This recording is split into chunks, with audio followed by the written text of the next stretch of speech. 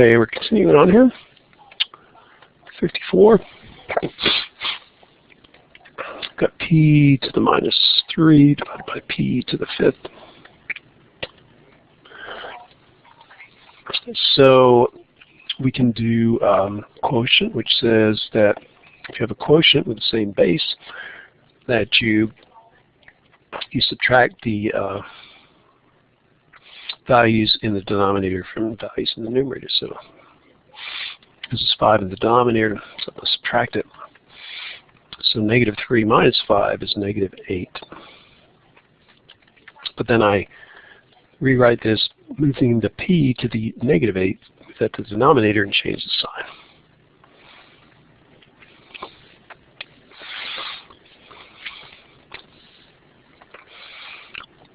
Okay, then we got 57. 7k squared negative 2k 4k to the negative 5 power. So you're going to treat the constants and the exponent terms separately. So what we do is, basically we have 7 times this, times this, times that, times that. Let me just write out what we really have. 7 times k squared times negative 2 times k times 4 times k to the minus 5 power. So it looks like we might have 3 products, but really we have 6 products. This times that, times that, that. Now you can rearrange these things because you're just doing straight multiplication. So I can put all the constant terms together, and then I can put all the exponent terms together.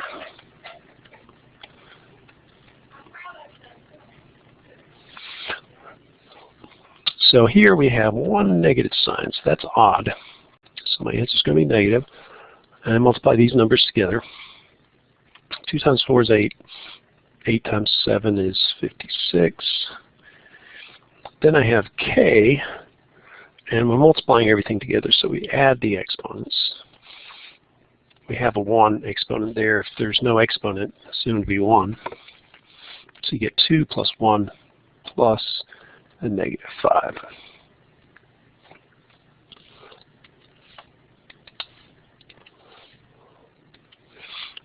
So we get negative 56k to the negative, what is it? So 2 plus 1 is 3. 3 minus 5 is negative 2. Can't end with a negative result, so we have to rewrite this, moving the k to the negative 2 power to the denominator and making it positive.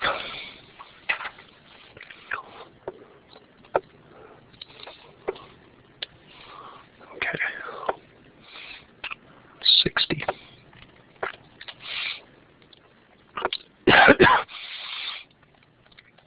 p to the negative 1, the whole thing cubed, times p to the 4th, or negative 4th. So the order of operation says that we need to do what's in the parenthesis first. And this, so we're going to look at this term separately. First, we're going to do that. So when you have an exponential expression itself in parentheses raised to an exponent, you multiply them together. So the result here is going to be p to the negative 1 power times 3. And the second term we don't do anything with yet. So we multiply these two exponents together. Negative 1 times 3 is negative 3. Now we have a product of two exponential functions. So you add the exponents together. Negative 3 plus negative 4. And negative 3 plus 4, negative 4 is p to the negative 7. Remember on the number line, here's 0. We're starting at negative 3, and we're adding a negative 4, so that means we go 4 in the negative direction. That gets us to negative 7. Okay, are we done? No, because I have a negative exponent. So I'm going to move that to the denominator, make it change from negative to positive. Okay, 63. We have 3a to the minus 2, the whole thing raised to the third power, times a cubed to the minus 4 power. So we actually, over here we did this separately. We're going to have to do each one of these separately. We're going to do this one here, and we're going to do this one here.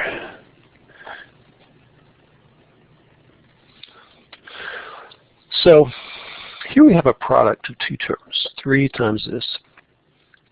If you have a product of two terms, it's like you're doing this thing outside the parentheses to each term.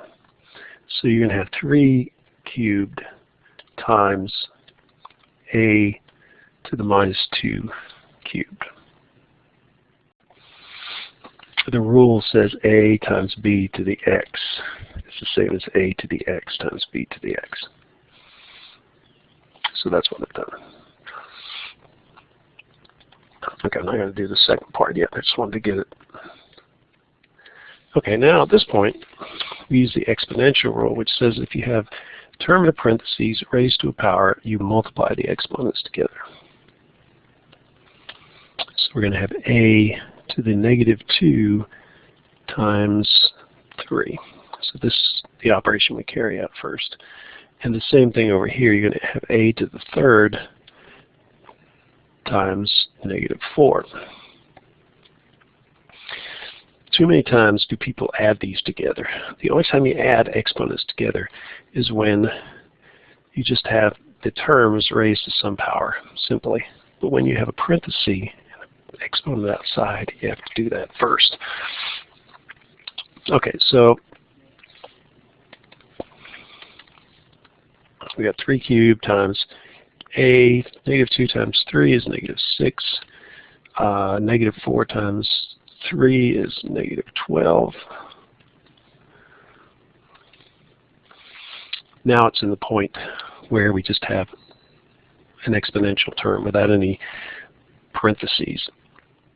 This is a product, so we're going to add the exponents.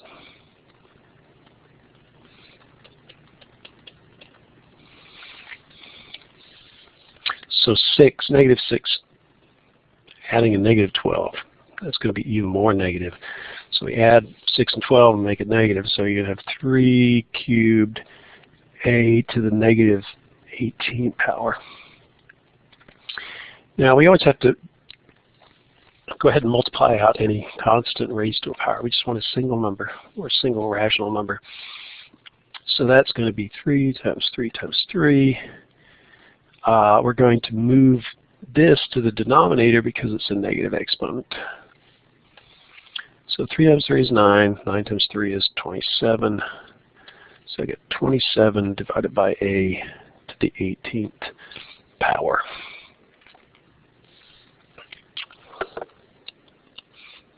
Okay, moving on, 69. We're converting to scientific notation. You guys who took the first semester, hopefully you know what to do here, but basically what we do is you want a number, I think we talked about this first semester, but what you want is a number between 1 and 10, so you change this number to 2 point something, 2.30. You multiply by 10 raised to a certain power. The power is how many times you have to move your decimal point from your normal location. So the decimal point here is normally right there at the end of the number. To make that 2 instead of 230, you should move it 2 times. And what that means is you have 2.3 times 10 squared, which is 10 times 10. So you get 2.3 times 100, which is 230. So this exponent allows us to have a long number with lots of zeros in a much more compact form.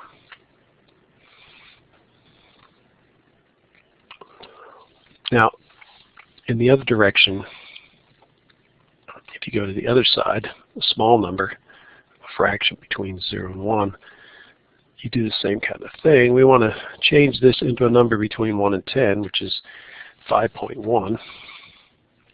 If we did 0.51, that's not between 1 and 10. If we did 51, that's not between 1 and 10. So it's always a number between 1 and 10. You can figure out where to put the decimal point. And then what you do is you count how many decimal points you have to do to get to that point. So you go 1, 2, 3 to get the decimal point here to make it 5.1. When you go to the left, you do it to negative exponents. So it's 10 to the negative 3.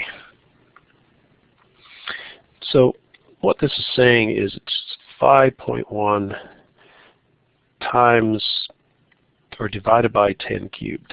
So if you move this to the negative exponent to the denominator, you get 5.1 divided by, in this case, 10 to the third, which is 10 to the third is 10 times 10 times 10, which is 1,000. And if you plug that in your calculator, you get that. Also, what you can do is you can, to get 1 in the denominator, you have to go 1, 2, 3 decimal points. So you go 1, 2, 3, you'd have to add 2 zeros to get 3 decimal points. So what it does is move this 3 decimal points, which is basically dividing that by 1,000 in the same way here. So I moved it to 1. I don't have any numbers, so I've got to add a 0 and another 0. And any number divided by 1 is just the number. So that's kind of the idea behind scientific notation. It's a way to represent large numbers. Now it turns out large numbers and small fractions, small decimal numbers between 0 and 1, with a lot less zeros. So I'm just going to do an example here with a lot of zeros. So let's say I had 0.000000000092. That's a heck of a long number. But if I were to write this as 9.2 times 10 to some power, what power would it be? Well, I count 1, 2, 3, 4, 5, 6, 7, 8, 9, 10, 11. So it's 10 to the negative 11th power. So you see that's much more easy to look at than that. You're much less likely to put in the wrong number of zeros. It's easier to type negative 11 than it is to count all these things.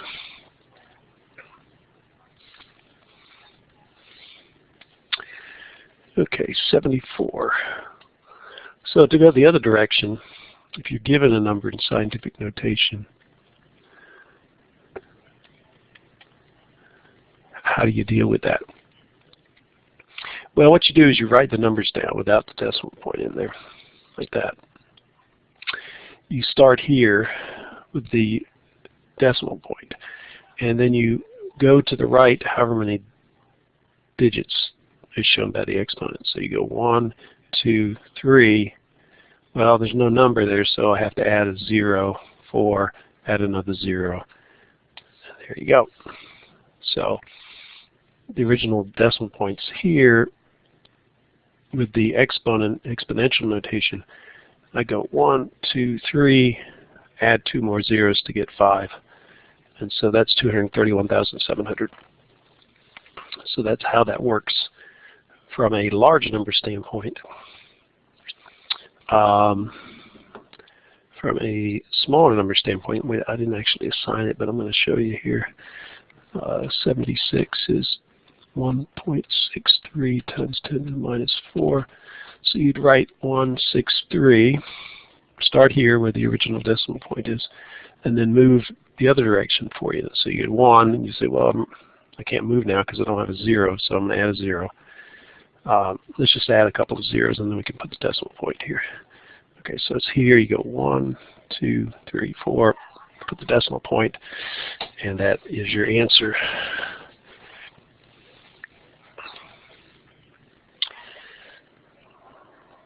Okay, 75, 78. Okay, I think this will be the last one I do here. Now, we got these quotients with scientific notation. So you go 0.002 times 3,900 divided by 0.000013. It says, use scientific notation to perform each of the following computations. Leave the answer in scientific notation. So this actually was very valuable back in the days when you didn't have calculators and you had to do the multiplication in your head or on paper. So I'm going to just demonstrate this. So what you would do is you would rewrite each of these terms in scientific notation. So you want a number between 1 and 10. So here you start with 2, so the only number between 1 and 10 that starts with 2 is 2. And then you go 1, 2, 3. So that would be 10 to the minus 3 power. So you read the first number is 2 times 10 to the minus 3.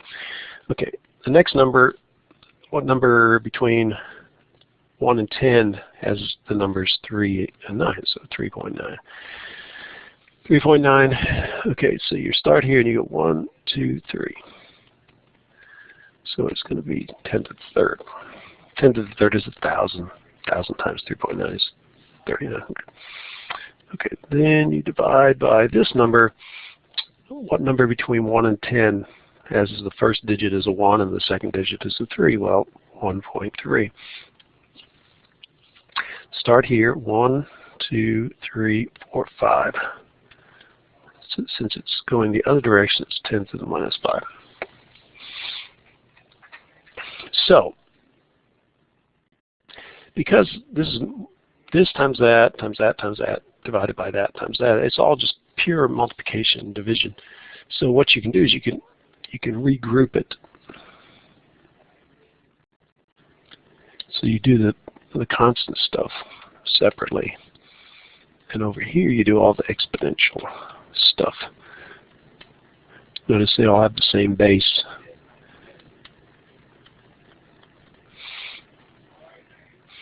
So if I kind of combine the product and quotient rules, I have 10 to the minus 3 power plus to the positive 3 power. And then I'm going to subtract what's in the denominator, which is negative 5. And over here, I just can plug this in my calculator. I can do it by hand, so let me just do it by hand just to show you. So you take 3.9 times 2.09.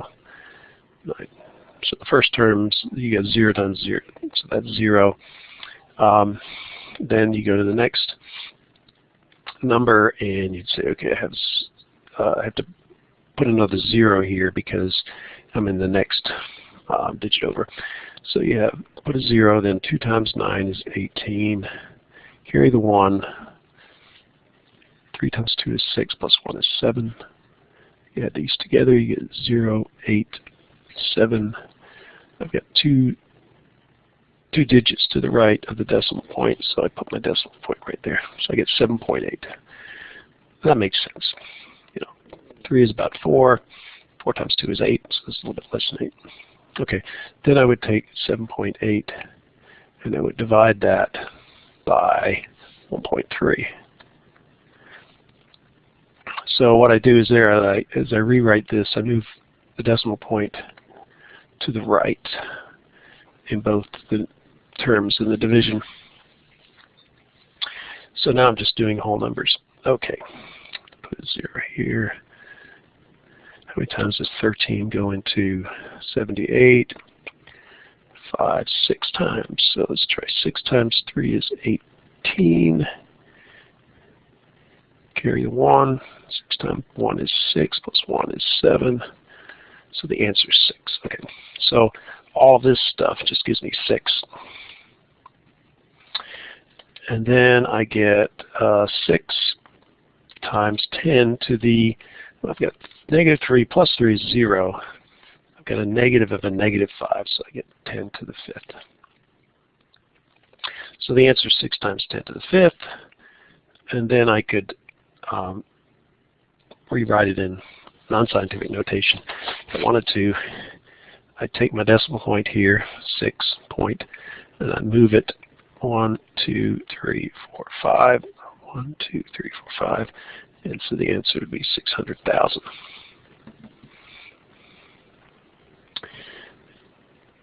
And if I didn't, use the scientific notation, what I would have is 0.002 times 3,900, and I would do that,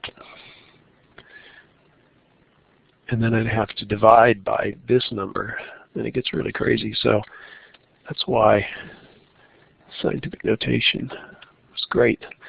Back in the old days, of course, you can just plug that into your calculator and you'll get the answer. Let's just try it. 0.002 times 3,900 divided by 0.000013, and I get 600,000. Okay, I think that was the last one I was going to do, for this group.